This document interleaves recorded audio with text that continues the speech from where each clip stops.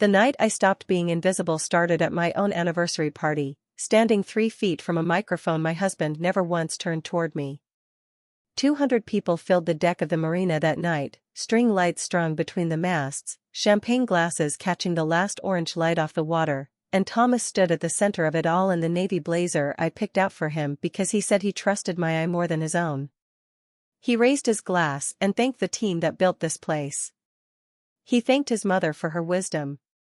He thanked Renee Castillo, standing just behind his left shoulder in a red dress, for her tireless work keeping the books straight. He thanked the bank. He thanked the caterer, for God's sake. He did not thank me.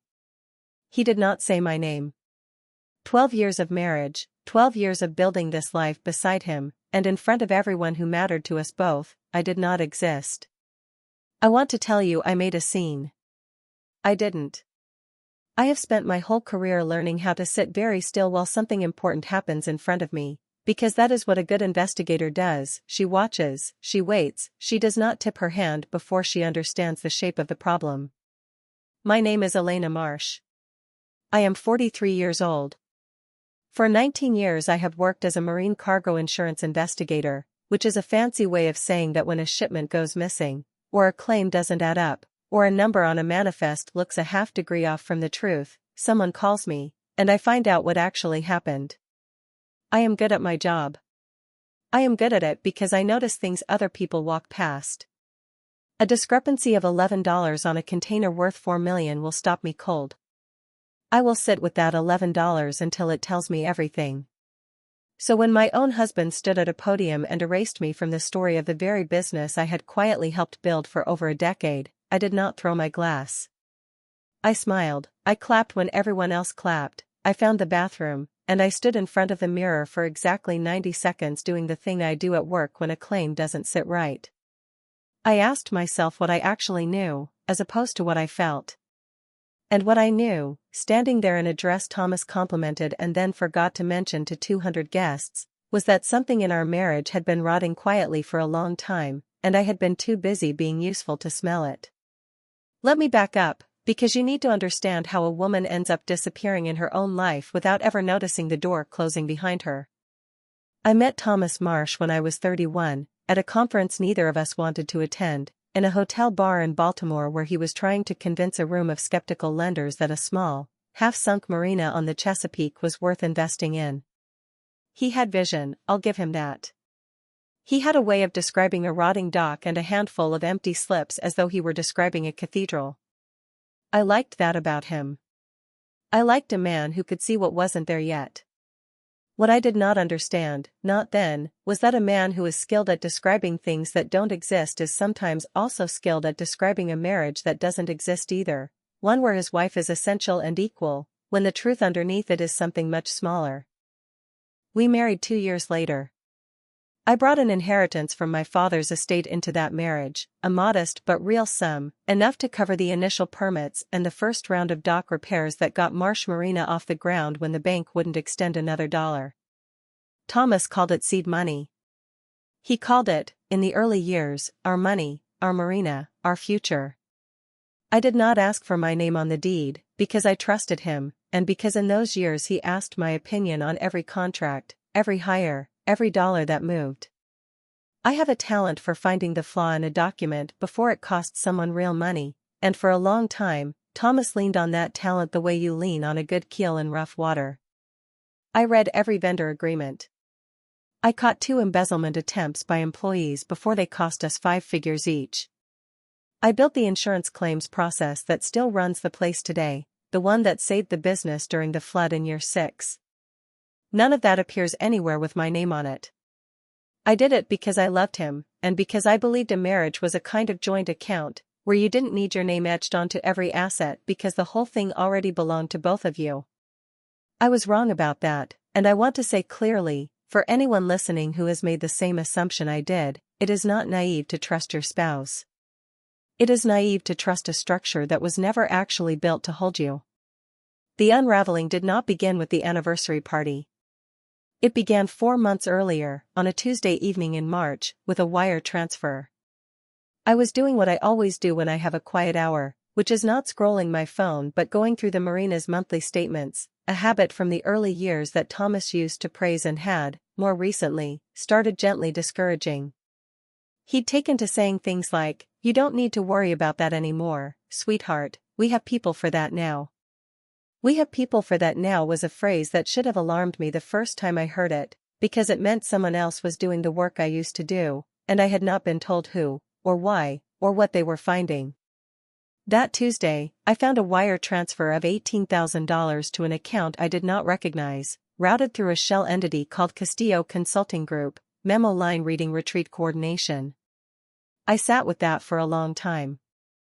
$18,000 is not an amount you casually misplace, and retreat coordination is not a phrase that explains $18,000 unless the retreat in question involves chartering a small aircraft.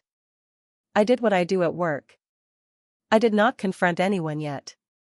I opened a folder on a laptop Thomas didn't use, and I named it Q1 Review, because if he ever saw it, that name would tell him nothing, and I began, quietly, to look.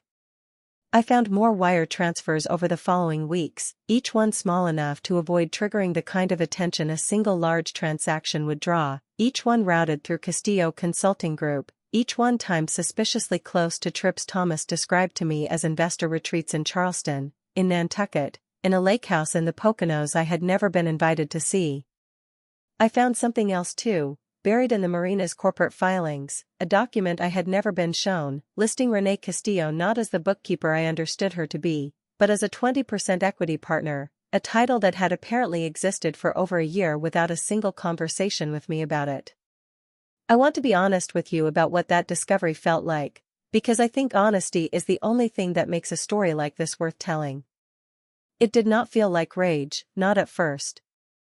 It felt like standing in a house you have lived in for 12 years and suddenly noticing a door in the hallway you never knew was there, a door that had clearly been used often, worn smooth at the handle, while you walked past it every day assuming it was simply part of the wall.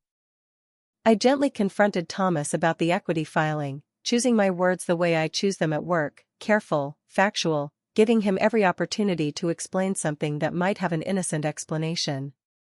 I asked him, over dinner, why Renée's name appeared on documents as a partner when I had never heard the two of them discuss bringing in outside equity. He barely looked up from his plate. He said I was misreading the filing, that it was a formality related to her expanded operational role, that I shouldn't worry myself with paperwork I wasn't trained to interpret. He said this to a woman who has spent 19 years being paid specifically because she can interpret paperwork better than almost anyone in her field. I let the comment sit there without correcting him, because I was starting to understand something important, which is that the more small I appeared to him, the more he would show me, and I needed to see everything before I said a single word he could prepare a defense against. That was the turn, though I did not call it that at the time. That was the moment I stopped absorbing things quietly and started collecting them deliberately. There is a difference between a woman who endures and a woman who documents, and standing in my own kitchen watching my husband explain away $18,000 and a hidden equity stake as though I were a child asking about the birds and the bees, I felt myself become the second kind of woman.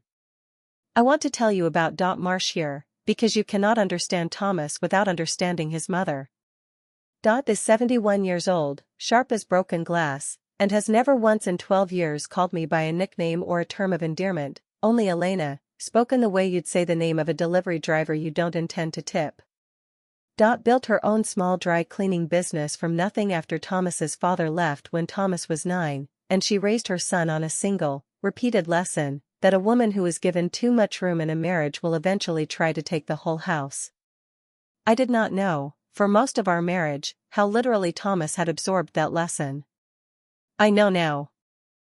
Used to pull Thomas aside at family dinners and tell him, in a voice just quiet enough to seem private and just loud enough for me to hear, that a smart man keeps his wife informed, not involved.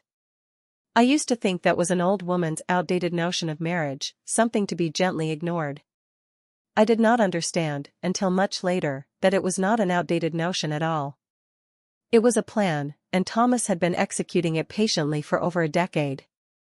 2 weeks after the kitchen conversation, I was quietly removed from the finance committee I had sat on since the marina's second year, a committee that reviewed nothing more dramatic than quarterly budgets and vendor contracts, a committee I had essentially built the review process for.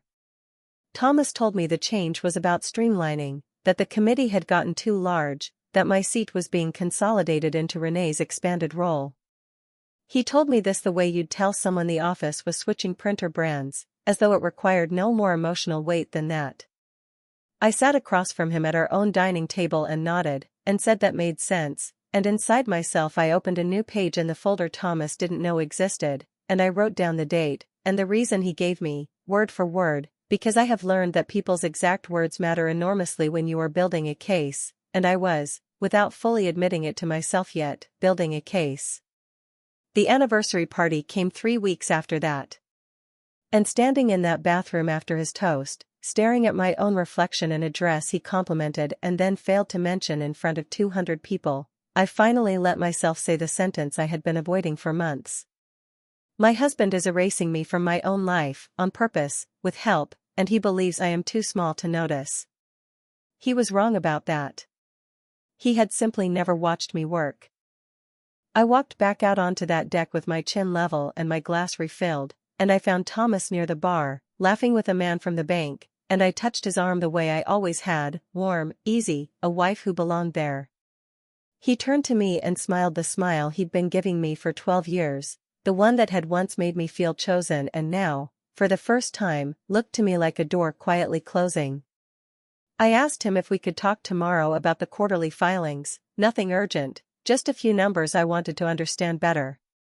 He said of course, sweetheart, though he didn't look at me when he said it, his eyes already back on the banker, already back on the version of his life where I was scenery. I smiled and let him return to his conversation, and I stood there a moment longer, watching Renee Castillo laugh at something across the deck, watching Dot Marsh survey the party like a woman counting her winnings, watching my husband hold court over a business built partly with my father's money and entirely without my name on it, and I felt something settle in my chest that was not sadness anymore. It was clarity. The kind of clarity I feel at work, right before I find the number that breaks a case wide open. I did not know yet exactly what I would find, or how long it would take, or what it would cost any of us. I only knew that the woman standing on that dock in the string lights, smiling politely while her husband forgot she existed, was not going to be the same woman standing there by the time this was over. I had spent 12 years being called invisible. I had the training, the access, and now, finally, the will to make sure that word never described me again. That night, after the guests had gone home and Thomas fell asleep beside me still smelling faintly of champagne and someone else's cologne, I lay awake staring at the ceiling of the bedroom I had decorated myself, and I began, quietly, methodically, the way I have built every case I have ever won, to plan. My mother once told me that the moment you stop believing someone's excuses is the moment you finally start hearing what they've actually been telling you all along, and I thought about that sentence more than once during the 6 weeks that followed my anniversary party, because Thomas kept talking, and for the first time in 12 years, I was finally listening to what his words actually meant instead of what I wanted them to mean.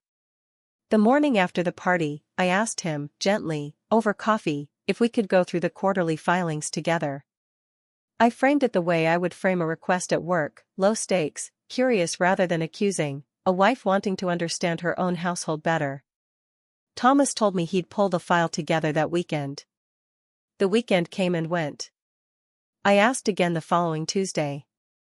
He told me Renee had the originals and she was slammed prepping for a lender meeting, but he'd get them from her soon. I asked a third time the following week, and this time he set his coffee down harder than the question warranted and told me, in a voice I did not recognize as belonging to the man I married, that he didn't understand why I suddenly needed to see paperwork I'd never cared about before. I did not point out that I had built the review process those filings were measured against. I simply said that was fine, and I let it go, because I had already stopped needing him to hand me the truth. I was finding it myself. What I found, over those 6 weeks, working quietly in the evenings after Thomas went to bed, was worse than $18,000 and a hidden equity stake. It was a pattern. Castillo Consulting Group had received, Over the previous 14 months, just under $200,000 in payments routed through categories with names vague enough to survive a casual audit but specific enough, once you lined them up chronologically the way I do with cargo manifests, to trace a shape. Marketing consulting. Client relations retainer. Retreat coordination again and again, always timed within a day or two of a hotel charge on a corporate card Thomas thought I didn't have access to, charges in cities I had never once been invited to visit as his wife. I am not a woman who needed a photograph to understand what I was looking at. Numbers tell the truth long before people do, and these numbers had been telling me the same story for over a year, quietly, patiently, waiting for someone to finally read them correctly. I did not confront him with any of this yet, and I want to explain why, because I think it matters. There is a particular kind of danger in showing your hand before you understand the full shape of the table, and I had learned that lesson the hard way, early in my career, when I once accused a shipping company of fraud based on a single missing container, only to discover I was right about the fraud but wrong about who was running it, and my early accusation gave the real architect time to burn the evidence before I could prove anything. I was not going to make that mistake with my own marriage. So I kept collecting, quietly, and I kept being pleasant at dinner, and I kept smiling at Renee Castillo when she came by the house with folders for Thomas to sign, and every single one of those smiles cost me something I did not yet have language for, but I paid it anyway, because I needed time, and time is the one thing you can only buy by appearing to have already given up. Rock bottom, when it came, did not arrive as one dramatic blow. It arrived the way water gets into a hull, slowly, through several small openings at once, until you look down and realize you're already standing in it. The first opening came at a marina event I had helped plan for 3 years running, a spring client appreciation dinner for the marina's 12 largest slip holders, the kind of evening built on relationships I had personally cultivated, remembering people's children's names, their boats' histories, the small details that make wealthy men feel like more than a line item. I arrived that year expecting to run the seating chart the way I always had. Instead I found the seating chart already finished, printed, laminated, with my name absent from the host table entirely, replaced by Renee Castillo, listed on the printed card as Director of Client Relations. I stood at the entrance to that dinner in a dress I had chosen weeks earlier, holding a clutch that suddenly felt like the heaviest object I owned, and I watched my husband walk our biggest client to a seat beside a woman I now knew, with cold, documented certainty, was more than a colleague to him. I did not make a scene. I found my assigned seat, 3 tables back, beside the marina's junior accountant, a kind, nervous young man named Diego who kept apologizing for a seating arrangement he clearly had no part in creating. I smiled at him and told him it was fine. It was not fine. But I have spent 19 years learning that the moment you let a room see how deeply something has wounded you, you lose your ability to gather information from that room, and I still had information to gather. The second opening came 2 days later, when I learned, almost by accident, from a marina dockhand named Pete who had worked there since before Thomas and I married and had never learned to filter his opinions around me, that Renee had been introduced to a major prospective buyer the previous month as co-owner of the marina. Not partner. Not director. Co-owner, spoken plainly, in front of witnesses, at a meeting I had not been told was happening. Pete told me this while helping me carry groceries from my car, entirely unaware he was handing me a piece of evidence, and I thanked him, and went inside, and sat down at my kitchen table, and allowed myself, for the first time in this entire ordeal, to cry. Not because I was surprised. I was long past surprised.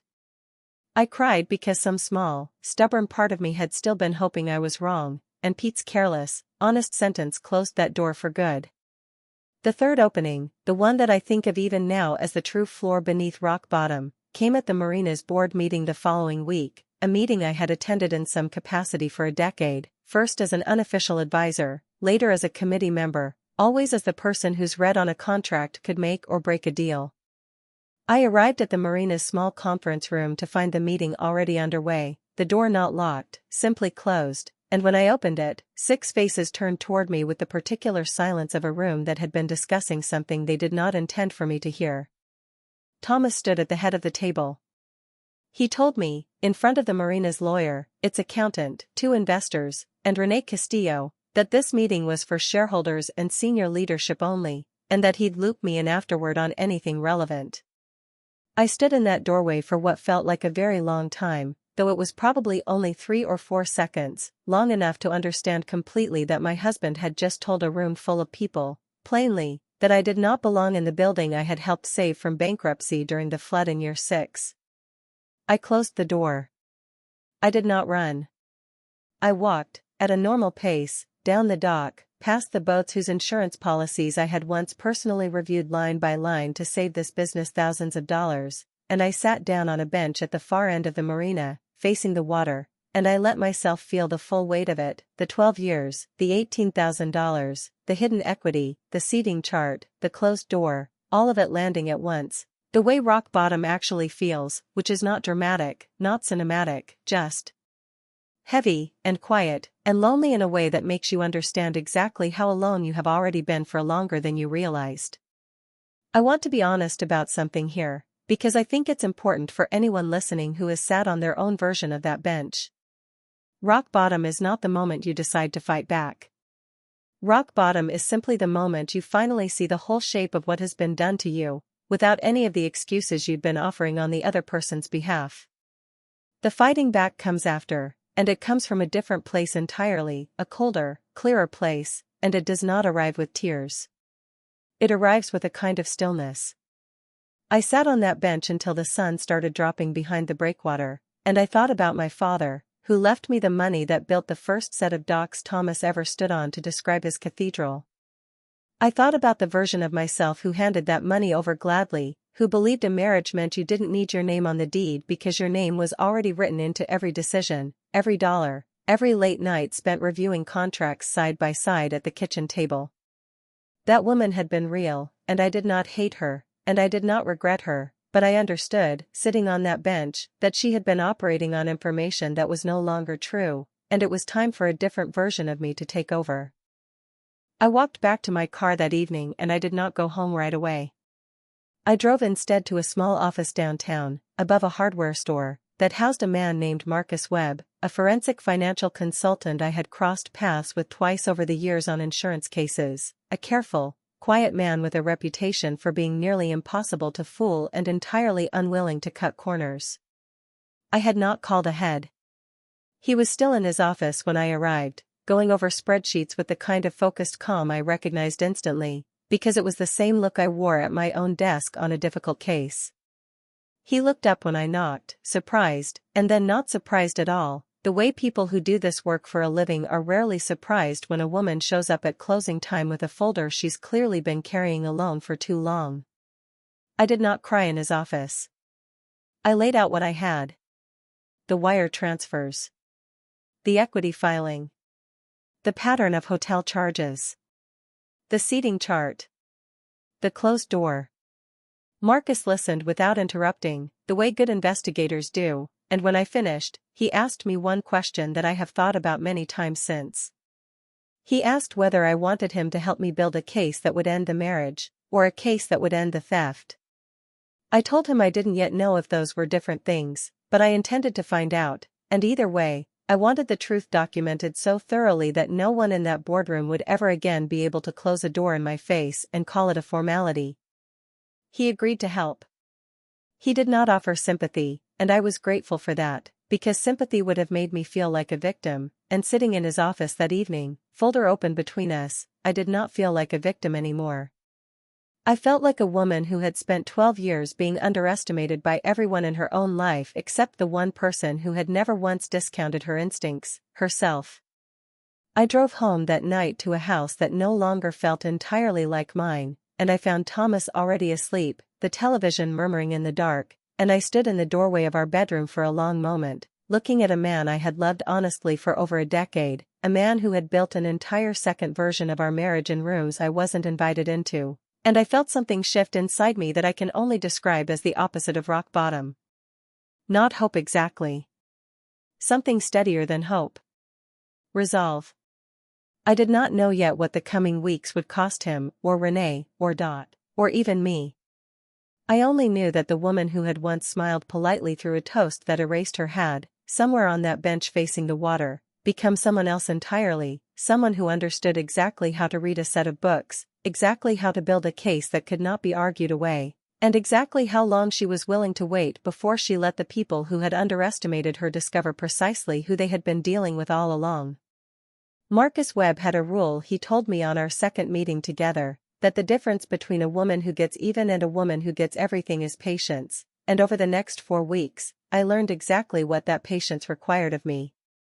We started with the wire transfers, because numbers are the one language Thomas could never successfully lie to me in, not really, not when I had spent 19 years learning to hear the truth underneath a column of figures. Marcus and I worked in the evenings, after he closed his office to other clients, spreading documents across his desk under a single desk lamp, cross-referencing the Castillo Consulting Group payments against the marina's actual operating calendar. Against hotel invoices Marcus was able to pull through channels I did not ask too many questions about. Against a corporate credit card statement I photographed one night while Thomas showered, my hand steady in a way that surprised me, because I expected to feel like a spy and instead felt like exactly what I was, an investigator finally allowed to investigate her own life. What we built, over those 4 weeks, was not a folder anymore. It was a case. Marcus is meticulous in a way that makes my own thoroughness look casual by comparison, and he insisted on independent verification for every single claim before he would let me act on it, which frustrated me in the moment and which I understood, by the end, was the only reason what came next actually worked. He does not believe in accusations.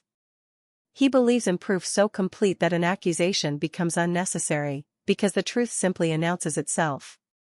The first win came almost by accident, though I have come to believe there are no real accidents in this kind of work, only the moment when patience finally intersects with opportunity. Marsh Marina had a pending credit line renewal with First Coastal Bank, a relationship Thomas had cultivated for years and depended on heavily for the marina's seasonal cash flow, the kind of financing that lets a business buy fuel and cover payroll during the slow months before the summer season fills the slips again. I had met the loan officer, a careful, precise woman named Sandra Ruiz, several times over the years at marina functions, back when I still had a seat at those functions, and I knew her well enough to know she took her due diligence seriously in a way some of her colleagues did not. I did not go to Sandra directly. That would have looked exactly like what it was, a wife trying to sabotage her husband's business, and I needed this to look like nothing but the truth surfacing on its own. Instead, Marcus quietly filed the independently verified discrepancies we'd found, the falsified equity documentation, the miscategorized payments, through a compliance channel First Coastal maintained for exactly this kind of concern, a channel that protected the identity of whoever raised it. I want to be clear that I did not fabricate a single number. I did not need to. The truth, laid out in the correct order, was damning enough on its own. 3 days later, Thomas came home in a mood I had not seen from him in years, tight-jawed, distracted, snapping at nothing in particular over dinner. I asked him, gently, if everything was all right at the marina. He told me First Coastal was being difficult about the credit line renewal, some new compliance concern about documentation, probably nothing, he said, probably just some overcautious junior officer covering herself. I nodded and asked no further questions, and inside myself I understood that Sandra Ruiz, a careful woman who did not like discrepancies in equity filings, had pulled the pending credit line pending further review, and that Thomas Marsh had just lost, in a single afternoon, financing he had counted on for the coming season, and he did not yet understand why, or that his own falsified paperwork was the reason. I felt something when I heard that news, sitting across from him at our own table, watching him rub his temple in frustration over a problem I had quietly caused. It was not joy exactly. It was closer to the feeling of watching a scale finally begin to balance after tilting one direction for far too long. The second win required something harder from me than paperwork. It required my absence. Marsh Marina hosted an annual investor dinner every June, a critical evening where Thomas courted new capital and reassured existing investors, and for 9 consecutive years, I had been the architect of that evening in every way that mattered, the guest list, the seating, the small talk that put nervous investors at ease, the ability to remember that one particular investor's daughter had just started college and ask about her by name, the kind of relationship management that does not show up on any balance sheet but that every successful business quietly depends on. I had not been invited to help plan this year's dinner. Renee had taken over the logistics entirely, and Thomas mentioned it to me only in passing, almost as an afterthought, the way you'd mention a dentist appointment. I had, for the first time in 9 years, no role in that evening at all, and I made a decision that cost me something in the moment but that I understood, even as I made it, was the correct one. I did not offer to help. I did not remind him of everything I usually handled behind the scenes, the way I once might have, hoping he'd notice what he was about to lose.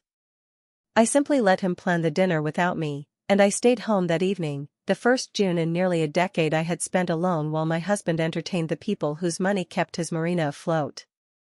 I learned what happened at that dinner the following week, in pieces, first from Diego the accountant, who mentioned to me almost apologetically that the evening had been rough, and later, more fully, from a prospective buyer's assistant I happened to know socially through an old case, a woman who had no idea of my personal stake in the information she shared. The dinner had gone poorly. Renee, for all her polish, did not know that one major prospective buyer's wife had recently lost her mother and needed to be seated away from a loud conversation about estate planning that another guest, oblivious, launched into at length. She did not know that a second investor had a long-standing rivalry with a man Thomas seated directly across from him, a rivalry I had navigated flawlessly for years without either man ever realizing I was managing it.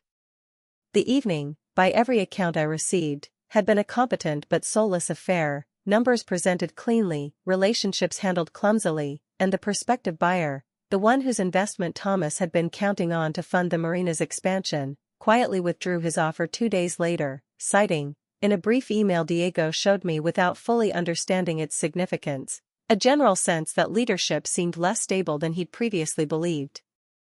I had not sabotaged that dinner. I had simply stopped being the invisible scaffolding that had been holding it up for 9 years, and without me, the whole structure had nothing left to lean on. I told you at the start of this story that I would not lie to you about how this felt, so I will tell you honestly that there were nights, during those 4 weeks, when the coldness of what I was doing frightened me a little. I had loved this man. I had built a life expecting to grow old inside it. And yet every time I felt that old, familiar pull to soften, to explain myself to him, to offer him one more chance to notice me before I let the consequences land, I thought about the closed boardroom door, about Renee's name on the seating card where mine used to be, about $18,000 labeled retreat coordination, and the coldness returned, steady and clear, like a compass finding true north again after being knocked off course for a long time. Marcus became, during those weeks, something I had not expected, not just a consultant but something closer to a witness, the one person who saw the full weight of what I was carrying and never once suggested I was doing too much or feeling too little. He is not a man who fills silence with unnecessary words. We would sit across his desk some evenings, deep into cross-referencing a set of figures, and he would simply say, quietly, "That's solid," or, "We need one more source before I'll sign off on that," and there was something in the plainness of his respect that I had not realized I'd been starving for. Thomas used to praise me in front of other people and dismiss me the moment we were alone. Marcus never praised me at all, not directly, and yet every hour I spent in that office, I felt more thoroughly seen than I had in the last several years of my marriage combined. I noticed him the way you notice a change in water temperature, gradually, and then all at once. It was not the way films describe falling for someone, no lightning, no single dramatic moment.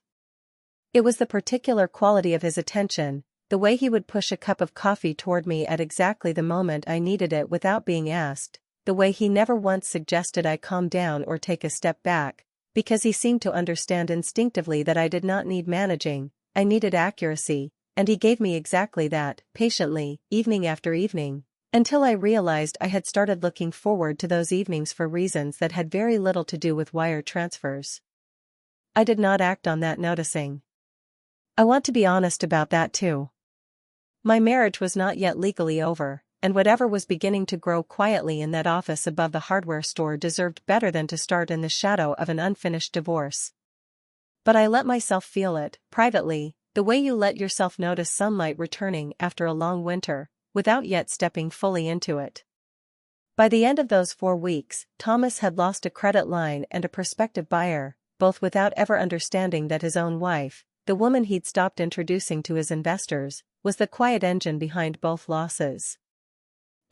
Meanwhile, had started watching me differently at family dinners, a narrowed, assessing look I recognized because it was the same look she'd once trained on every daughter-in-law who came before me and left before her assessment finished. She did not yet know what I knew. But she was, I think, beginning to suspect that the invisible wife had stopped being quite so invisible, and that suspicion, more than anything Marcus and I had built on paper so far, was the first sign that the ground beneath Thomas Marsh's certainty had already begun, quietly, irreversibly, to shift. Marcus told me once that the most dangerous moment in any investigation is the point right before the target realizes they've already lost, because that is when people do the most reckless things, and I did not fully understand what he meant until the week everything came to a head. The third win did not begin with numbers. It began with a manila envelope Marcus placed on his desk one evening and did not immediately open, watching me instead, giving me the chance to tell him I did not want to see what was inside. I told him I did want to see it. Inside were photographs, timestamps, and hotel records confirming what I had already known in every way that mattered for months, that Thomas and Renee's relationship had moved well past business retreats. I looked at everything Marcus laid out with the same steady focus I bring to a damaged cargo manifest, cataloging rather than absorbing, because absorbing it fully in that office would have served no purpose except my own unraveling, and I had work left to do. What Marcus and I decided to do with that documentation surprised even me. We did not send it to Thomas. A confrontation built on jealousy would have given him something to argue with, some emotional chaos he could spin into me being unstable or vindictive. Instead, Marcus helped me understand something about the Marina's insurance policy I had somehow never focused on closely, despite having built half its claims process myself.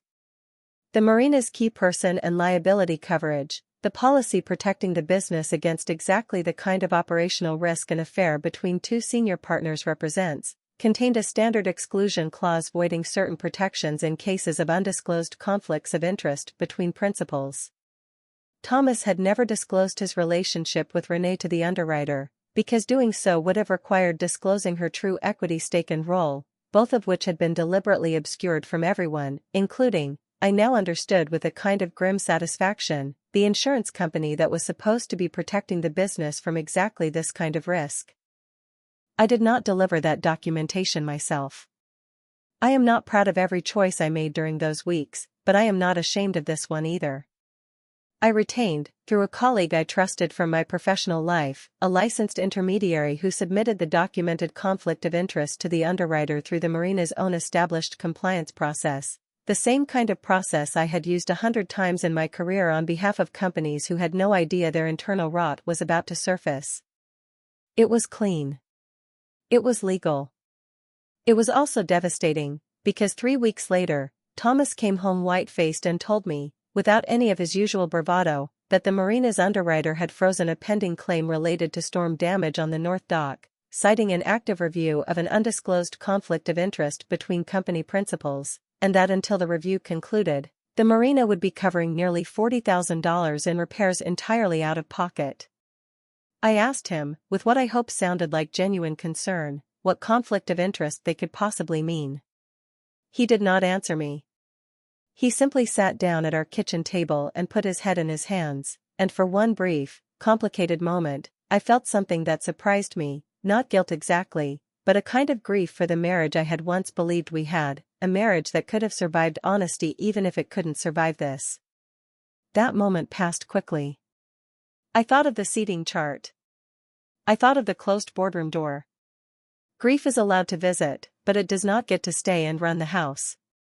The fourth one arrived without my engineering it at all, which is, Marcus told me later, often how the final piece falls when you built the foundation correctly. Marsh called me directly, the first time in 12 years she had ever called my phone rather than routing every message through her son, and asked, in a voice stripped of its usual condescension, if we could meet for coffee, just the two of us. I agreed, curious what version of Dot would show up without an audience to perform for. She arrived at the small diner near my old office looking older than I remembered, and she did not waste time on pleasantries.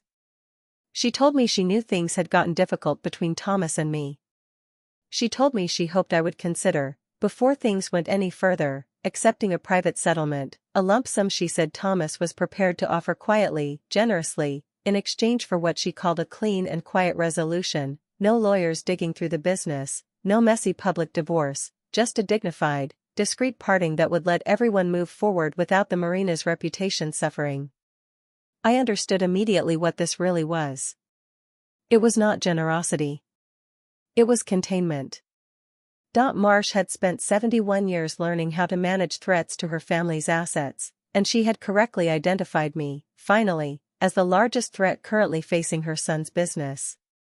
I looked at her across that table, this woman who had spent 12 years teaching her son that a wife given too much room would eventually take the whole house, and I told her, calmly, that I appreciated her honesty in coming to me directly, and that I would need any offer in writing before I could consider it.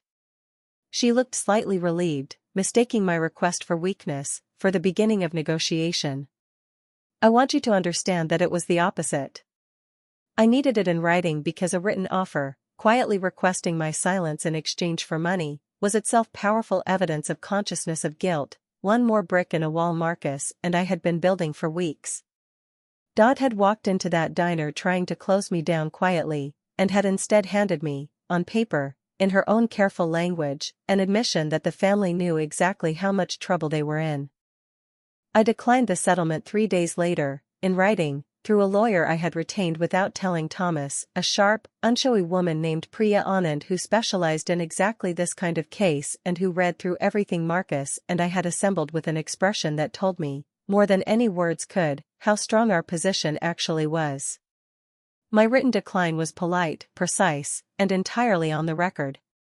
I stated simply that I did not believe a private settlement reflected the true value of my contributions to the marina over 12 years, and that I intended to pursue a full and fair accounting through appropriate legal channels. I copied Thomas on that letter. I wanted him to see, in black and white, that his mother's quiet containment strategy had failed, and that I was no longer a woman who could be managed from the shadows. Everything after that moved faster than I expected, the way water moves faster once it finally finds the crack in a dam it's been pressing against for years.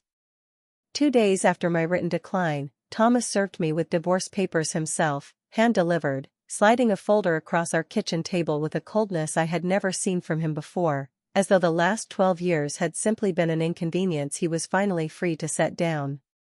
Attached was a proposed settlement, drafted by the marina's own lawyer, offering me a modest cash payment and explicitly excluding any claim to the business, valuing the marina, according to the documents, at less than half of what Marcus and I had independently determined it was actually worth, once you accounted for the assets Thomas and Renee had been quietly siphoning off for over a year. Thomas watched me read through that settlement with an expression I can only describe as anticipatory, the look of a man expecting a fight, expecting tears, expecting the invisible wife to finally make herself loud and messy in exactly the way that would let him paint her as unreasonable to anyone who asked. I gave him none of that. I read every page slowly, calmly, and then I asked him for a pen. I want you to understand what was happening in that moment, because I have thought about it many times since. 8 years earlier, during a period when Thomas was terrified a business partner might try to claim assets through his own personal misconduct, he had insisted on drafting a postnuptial agreement, written almost entirely in his own words, protecting what he called the integrity of the business from what he called future liabilities.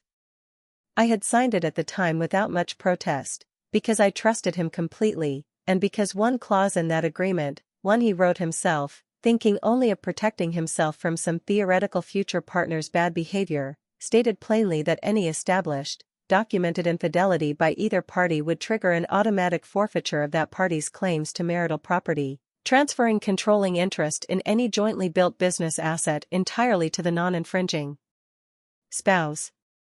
Thomas had forgotten that clause existed. Why would he remember it? He had written it to protect himself from a danger he imagined coming from someone else entirely, never once considering that the greatest liability the marina would ever face was the one he was creating himself, quietly, in hotel rooms he thought I knew nothing about. Priya had confirmed, weeks earlier, using the documentation Marcus and I had independently verified, that the infidelity clause had already been triggered, cleanly, irrefutably, and that under the postnuptial agreement's own language, his lowball settlement offer was, legally, almost irrelevant. My signature on his settlement would not accept his terms. It would simply be the formality that activated a much older, much more binding document, one he had written himself, believing he would never be the one it was used against. I signed his settlement without a single objection, without a single raised word, and I watched real confusion flicker across his face at how easily I gave in, confusion that would not fully resolve into understanding for several more days, until Priya's office sent formal notice invoking the postnuptial agreement's infidelity clause, and Thomas Marsh finally understood, sitting in his own lawyer's office I imagine, that the quiet, easy signature he'd been so relieved to receive was not surrender at all. It was the final piece of a foundation I had been building, patiently, methodically, for months, and it had just quietly, legally, handed me the very business he had spent a year trying to erase me from. That night, after Thomas left the house in a state I did not fully witness but heard about secondhand from Diego, who called me sounding shaken, I drove to Marcus's office, not because there was work left to do that evening, but because I did not want to be alone with the size of what had just happened, and I realized, standing in his doorway as he looked up from his desk with that same steady, unhurried attention he'd given me every evening for weeks, that there was no one else in my life I wanted to share this moment with more. He did not say congratulations. He simply stood, crossed the small office, and asked if I was all right, really all right, not the all right I performed for everyone else. I told him the truth, that I felt like a woman standing on solid ground for the first time in over a year, and that I was grateful, more than I had words for yet, that he had been the one steady thing beneath me while I built it. He reached out then and took my hand, carefully, the way he handled everything, and told me that watching me work these past months had been one of the most quietly extraordinary things he'd witnessed in 15 years of this profession, that most people who discover this kind of betrayal come apart, and I had instead built something precise and unbreakable out of it, brick by brick, without ever losing myself in the process. I told him that he was the reason I hadn't lost myself, that in a season when my own husband had made me feel like scenery in my own life, Marcus had simply, consistently, without ever making it complicated, made me feel seen. Neither of us said anything more than that, not yet. It was enough, standing there in that small office above the hardware store, to simply let that truth exist between us, steady and quiet and entirely unhurried, the way everything worth trusting eventually is. Priya called me on a Thursday morning to tell me the paperwork was final, and I remember standing in my kitchen, phone against my ear, looking out at a day that seemed entirely too ordinary for the size of what she was telling me, that under the terms of a postnuptial agreement Thomas Marsh had written in his own hand 8 years earlier, I now held controlling ownership of Marsh Marina, effective immediately, pending only his formal notification and the transfer of records. I asked her when the formal notification would happen. She told me it already had, that his lawyer had received it the day before, and that Thomas knew, right now, sitting somewhere in this city, exactly what his own signature had cost him. I thanked her, and I hung up the phone, and I sat down at my kitchen table for a long moment, not celebrating, not yet, just breathing, the way you breathe after finally setting down something heavy you have been carrying so long you forgot it had a weight at all. I drove to the marina that afternoon, not because I needed to be there for any legal reason, but because I wanted to walk those docks as their owner, once, quietly, before anything else happened. I parked in my usual spot, the one I had parked in for over a decade, and I walked past the boats, past the office where I used to review contracts at a desk that was never officially mine, and I let myself feel, fully, for the first time, the strange and complicated joy of standing somewhere you built with your own hands and finally being allowed to call it yours. I did not get long to enjoy that quiet. Within the hour, I heard Thomas's truck in the lot, and then Dot's sedan behind it, and I understood that word had traveled fast, and that the confrontation I had known was coming had finally arrived. I did not hide.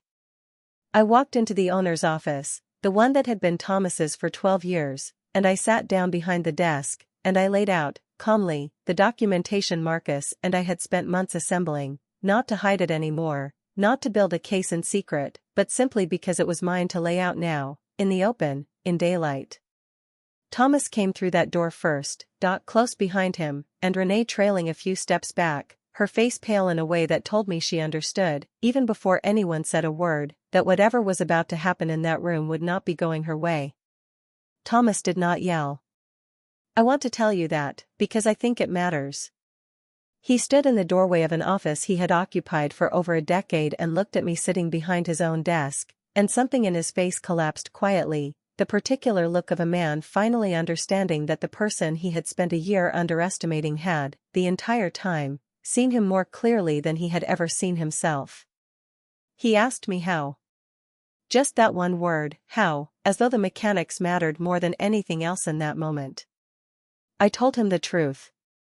I told him he had written the postnuptial agreement himself, 8 years ago, protecting the business from a danger he imagined coming from someone else entirely, never once considering that the danger would come from his own hands, in hotel rooms he thought I knew nothing about. I told him I had the wire transfers, the falsified equity filing, the photographs, the hotel records, all of it independently verified, all of it already filed where it needed to be filed. I told him, gently, because there was no need to be cruel about a truth this complete, that his own signature on his own lowball settlement was the very thing that had triggered the clause transferring the marina to me. Found her voice before Thomas did. She said this was exactly what she had always warned him about, a woman who is given too much room will eventually take the whole house, and I looked at her, this woman who had spent 12 years training her son to keep me small, and I told her, calmly, that she had been wrong about one thing her entire life. I had never wanted the whole house. I had only ever wanted my name on the door of the parts one built. It was Thomas who had tried to take the whole house for himself, and had simply never expected the woman he'd been quietly erasing to be the one holding the deed when the dust settled. Renee did not say much at all. She stood near the door, her arms crossed, and I understood, watching her, that whatever future she had imagined for herself in this marina had just ended in this room along with Thomas's ownership. I did not feel triumphant looking at her. I felt, if anything, a kind of tired clarity, the understanding that she had made her own choices, just as Thomas had made his, and that neither of them got to stand in that room now and act as though what happened to them was something that had simply befallen them, rather than something they had built, together, decision by decision, over the better part of a year. The consequences, once they started landed completely. Thomas lost the business he had spent a year trying to hide from me, the business my father's inheritance had helped build, the business I had quietly saved during the flood in year 6 with an insurance process he never once acknowledged as mine. Renee lost her position entirely, and more than that, lost the client relationships that had only ever functioned because of goodwill I had spent 9 years building before she ever set foot on those docks, goodwill that evaporated the moment the marina's biggest clients learned the full truth of what had been happening behind the scenes. Lost the one thing she had spent 71 years protecting above all else, her certainty that she understood exactly how the world worked, that a woman like me could be managed, contained, kept quietly in her place. She had been wrong about that from the very beginning, and I think some small part of her, standing in that doorway watching her son's business slip through his fingers and into mine, finally understood it. I want to tell you what happened next, because I promised you at the start of this story that I would be honest with you. And this part of the story is the part one I'm proudest of, not because of anything I won, but because of what I chose to build afterward. Marcus was there that evening, at the marina, not in the confrontation itself, but waiting outside on the dock when it was over, because I had asked him to be nearby, and because somewhere in the last few months, without either of us naming it directly, he had become the person I wanted nearby for the hardest moments of my life. I found him sitting on the same bench where I had once sat facing the water, feeling the full weight of rock bottom settle over me for the first time, and there was something quietly perfect about finding him there now, on the other side of everything, in the exact place where I had once felt the most alone. He did not ask me how it went.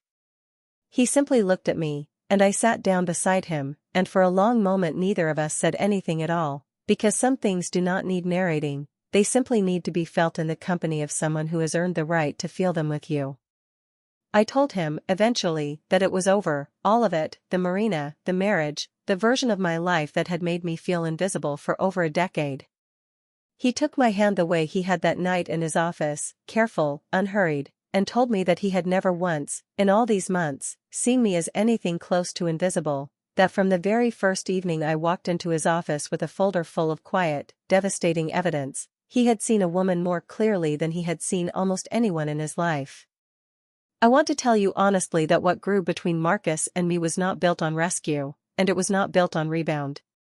It was built on the specific, unglamorous intimacy of two people who had spent months in the same small office, late into the evening, cross-referencing numbers, checking each other's work, trusting each other with the most vulnerable version of a story either of us had ever handled. He never once told me to calm down. He never once suggested I was doing too much or feeling too little. He simply matched me, evening after evening, with the same steady precision I brought to everything, and somewhere in that matching, in that unglamorous, patient partnership, I fell in love with a man who had never once needed me to be smaller than I actually was. We sat on that bench until the sun dropped fully behind the breakwater, the same view I had once watched through tears, now lit differently, warmer somehow, and he asked me, quietly, what I wanted to do with the marina now that it was mine. I told him I wanted to rebuild it properly, with my name finally on the paperwork where it belonged, and I told him, without fully planning to say it out loud yet, that I wanted him beside me while I did it, not as a consultant this time, but as something steadier, something that felt, for the first time in over a year, like a future rather than a case to be solved. If you have made it this far with me, through every quiet betrayal and every patient, careful win, I want to ask you for something small before I finish this story. If any part of what I went through found you somewhere in your own life, if you have ever felt yourself disappearing quietly inside a room you helped build, hit subscribe, so you're here the next time one of us finds our way back to solid ground. I did not become someone new during this ordeal. I simply stopped letting anyone convince me I was smaller than the truth of what I had built, and I think there is a version of that lesson waiting in most of our lives, if we are patient enough to find it.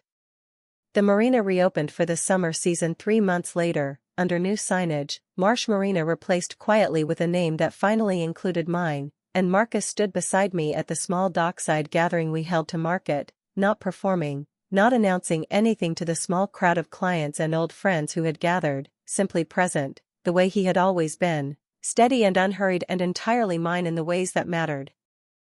Marsh did not attend that gathering, though I heard, through Diego, that she had been quietly reaching out to former board members of the marina, asking careful, pointed questions about the terms of my ownership, questions that suggested she was not yet finished trying to find some remaining thread to pull. I do not know yet what she is planning. I only know that a woman who spent 71 years training her son to underestimate me is unlikely to accept, gracefully, that the world simply moved on without her permission, and I suspect this is not entirely the last you will hear from Marsh, or from me, if she decides to try her hand again.